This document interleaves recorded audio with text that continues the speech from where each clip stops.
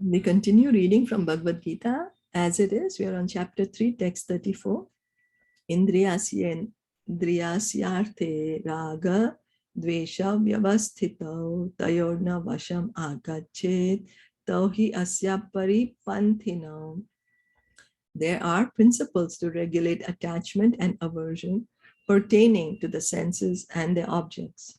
One should not come under the control of such attachment and aversion because they are stumbling blocks on the path of self-realization. So Krishna is continuing to give knowledge to Arjuna. So we read the purport by His Divine Grace, A.C. Bhaktivedanta Swami Srila Prabhupada. Those who are in Krishna consciousness are naturally reluctant to engage in material sense gratification. But those who are not in such consciousness should follow the rules and regulations of the revealed scriptures. So those who are already pure devotees, they don't want to enjoy their senses. Why? Because they understand that, oh, the senses, this body belongs to Krishna. I am Krishna's. I want to serve Krishna. And that's how I feel happy. Just now we were hearing the position of the gopis. So that I'm happy when I serve Krishna. I do not need to separately enjoy this body. So that is Krishna consciousness. But those who are not in such consciousness should follow the rules and regulations of the revealed scriptures. So for those of us, we are not on that liberated platform. We are not yet liberated. So we need to follow the rules and regulations which are there in the scriptures. Unrestricted sense enjoyment is the cause of material engagement. But one who follows the rules and regulations of the revealed scriptures does not become entangled by the sense objects. So unrestricted sense enjoyment is cause of material engagement. When we think that, okay, I have this body and I have these senses, and let me enjoy the senses to the maximum degree I can. What happens? It continues to keep us here in the material world. That's the reason there are 8,400,000 species of life, because in that many ways we can enjoy this body. 8,400,000 different ways that we can enjoy the body. So then we are given a chance. Okay, you want to enjoy it in this way. You want to enjoy it in the body of a demigod. We'll get in the body of a demigod. We want to enjoy in the body of a pig. We'll get the body of a pig. So like that. So this is the reason there are rules and regulations to be followed. For example, sex enjoyment is a necessity for the conditioned soul. And sex enjoyment is allowed under the license of marriage ties.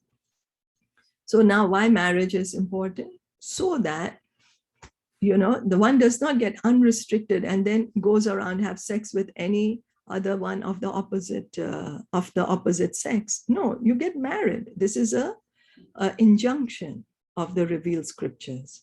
According to scriptural injunctions, one is forbidden to engage in sex relationships with any woman other than one's wife. All other women are to be considered as one's mother. But in spite of such injunctions, a man is still inclined to have sex relationships with other women. These propensities are to be curbed. Otherwise, they will be stumbling blocks on the path of self-realization. So the injunction is there so that we can utilize our time, or not only in thinking that I'm the body and how I can satisfy this body to the maximum limit, but we can cultivate spiritual knowledge. Who am I actually? We can try to understand, oh, I'm not really the body, I am something beyond the body. As long as the material body is there, the necessities of the material body are allowed, but under rules and regulations. And yet, we should not rely upon the control of such allowances. One has to follow those rules and regulations unattached to them, because practice of sense gratification under regulations may also lead one to go astray, as much as there is always the chance of an accident, even on the royal roads. So one may say, okay, it's fine, I'm just having here Prabhupada is giving the example of sex. So one may say, anyway, I'm just having sex with my own wife, and it is allowed according to scriptures. But again, here Krishna is saying that don't get too attached to sense gratification. Sure, the needs of the body is there. We are inside the body has the necessities. That's there. But be regulated. Be regulated. Don't get too carried away. It's like when we want to eat food, So we have to, even if we are eating prasad, we have to understand, okay, am I overeating? Is it going to be harmful to me? Is it that I'm overindulging in it? So this is what Krishna is saying. Okay, even if you're following rules and regulations, we have a tendency to overindulge in sense gratification. So he's saying, don't do that. Otherwise, you're going to get too attached. Or aversion. Then don't say completely, I'm not going to completely eat good food at all. I'm going to eat only very, like I'm very renounced. But if we are really not on that platform, we shouldn't artificially try to renounce. No. Don't be averse to it. Don't be attached to it. This is what he's saying. He's saying maintain a balance. It's the needs of the bodies. So all right, it's the need of the body. Okay, I'll just do it in that way then. Although they may be very carefully maintained, no one can guarantee that there will be no danger even on the safest road. So we can say that, okay, here the example is given that there could be even accident on a royal road. So where the king's procession is going on, it's very careful. There's so many bodyguards are there, soldiers are there, everything is planned out, everything. But an accident could happen. It could happen. So similarly, Krishna is saying, okay, the Vedas are telling you do sense gratification under rules and regulations, but don't overdo it because you will get too attached to the body then. The sense enjoyment spirit has been current a very long time owing to material association. Therefore, in spite of regulated sense enjoyment, there is every chance of falling down. Therefore, any attachment for regulated sense enjoyment must also be avoided by all means. So the attachment must be avoided. But attachment to Krishna consciousness or acting always in the loving service of Krishna detaches one from all kinds of sensory activities. So we are attached to our senses. We have been attached to our senses since eternal time. We have been having so many different bodies, and that's the life we know, that I am this body and I need to enjoy this body to the maximum capacity, whether we are in the body of a pig or a demigod or a human being. That's what we have been used to. But now what's the proposal? Krishna is saying, hey, you're not the body, you're the soul. You're just too attached to the body.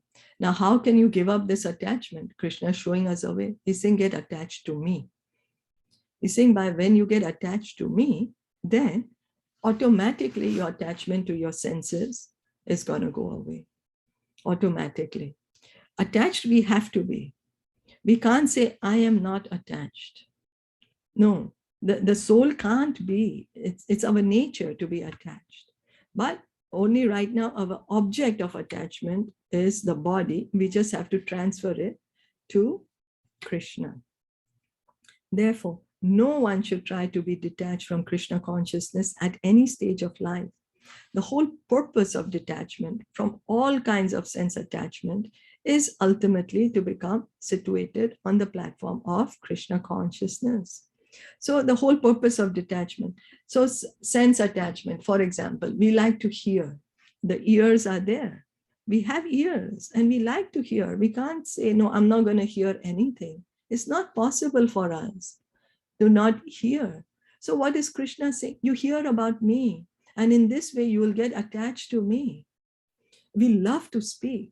We really love to speak. So what is Krishna saying? You speak about me, speak about my glories, speak about the glories of my pure devotees. Prahlad Maharaj, Dhruv Maharaj, Narad Muni. There's so many pure devotees. Srimad Bhagavatam is full of narrations of pure devotees. So he says, okay, you speak Bhagavad Gita, speak Bhagavatam. In that way, you get attached to me. So this is the proposal. We love to eat. We say, eat Krishna Prasad. We love to see beautiful things. All of us like to see beautiful things. So he says, see in my beautiful deity form, how beautifully the deity is dressed. Oh, what is the color? What is the color of Krishna's dhoti? What's the embroidery? Which flute is he carrying? Is he carrying a golden flute today or a silver flute? Oh, what are the necklaces? What color pearls necklace, gold necklace? Oh, it's a jeweled necklace. What is Radharani offering to Krishna today? Which color garland is she offering to Krishna today? So like that, our mind is also attached to Krishna then. So this is what Krishna's proposal is. So in that way, we can get out of the material world. Because if we just remain absorbed in our senses, then we'll continue to keep coming back in different species of life to enjoy the senses. But if we get attached to Krishna, we easily get liberated. Mukti, moksha, get back, go back home, back to Godhead. Is that okay? Yeah. Yeah. Any comments or any realization? This is so beautiful. Like how important this is, how in small things we can attach. And what he's asking is that just attach to me, everything else will just follow.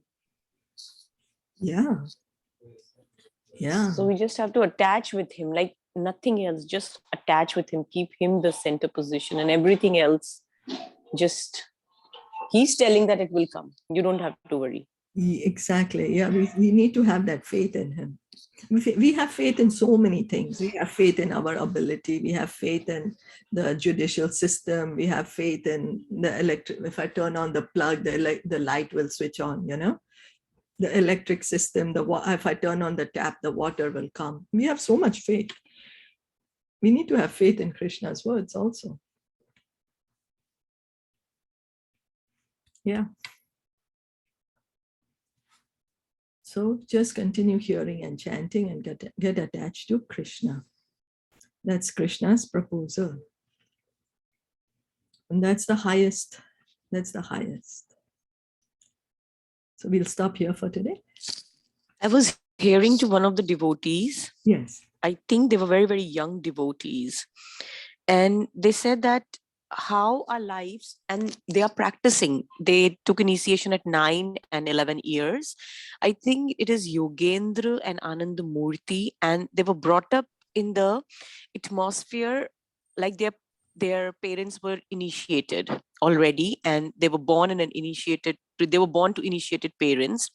And they said that how we were born and brought up, that everything we got from the market, anything, it was first offered to Krishna, even our clothes or anything. So they said that we were really, really fortunate to be in that position. Wonderful. Yes, very fortunate. And it's really, really important that how, and they said that when we were, like when other children used to watch movie, we used to watch Ramayana and Mahabharata. Our mother used to make us watch Ramayana and Mahabharata. So we got attached to Krishna. We got attached to Sri Ram. We got attached to Sri Hanuman. So we got attached to them. And when other people used to talk about other characters, we used to talk about them. So from the very beginning, we were attached to them. So it was so beautiful to hear. So fortunate. That, so fortunate that there are souls. And then they said that when we went to temple, because we used to go to temple every Sunday, and then when we saw other children, then we were sure that, yes, this is like, oh, yes, they are also doing this. There are other children, they're doing it. So we are doing the right thing. And then they said that when there came a point that we were asked that, do you want to still continue? And then we said, yes, because outside there is not happiness. We are getting so much happiness. by attaching to Krishna, then what else is there? Wonderful. And now I think that one of them is, they both are very, very good kartal and mridang player, and they sing very nicely. And I think one of them is the professor in Hindu religion and philosophy professor, and the other is the comic writer. But the comics that he's writing is all about the Hanuman, the characters like Arjun, Bhishma Dev. So he's doing that. So good. So good. And then one more important thing, that they were born, like when people saw them, they always say that, oh, where are you born? Are you born in New Zealand, or are you born in London or America? And they used to say that, no, we are born in India, because they were just fortunate to be born in India. And after they were born, they moved away. So they said that it is, people don't know the value to be born in Dham. They want to get their children born in America. They want the American citizenship. They want the New Zealand citizenship. They want the British citizenship. But being born in Dham is such a fortunate person can born in Dham, like India. Oh yeah, of course. Great. Nobody, it's not easy to born in, like, people don't know the importance. Having the Indian passport, they don't know the spiritual power they are holding in their hand. They don't know. So true. So it was so touching that how things can change and how fortunate one can be. So true. Yeah, very fortunate, very fortunate. Yeah. Thank you. Thank you for sharing. Thank you for sharing. If I'll find, then I'll share the lecture, what they both had. Oh, thank you. Because it's really inspiring sometimes Yeah, to very listen. good. Yes. Yeah, and they're very, very young, so it's very, very inspiring. Yeah. So good. I'll share. I'll look it up again and I'll share it. Wonderful. Wonderful. Yeah. So good. Thank you. Thank you so much. So we'll stop here for today. Bhagavad Gita ki jai, Shila Prabhupada ki jai, Gaur Premanande, Hari Bol, Hare Krishna.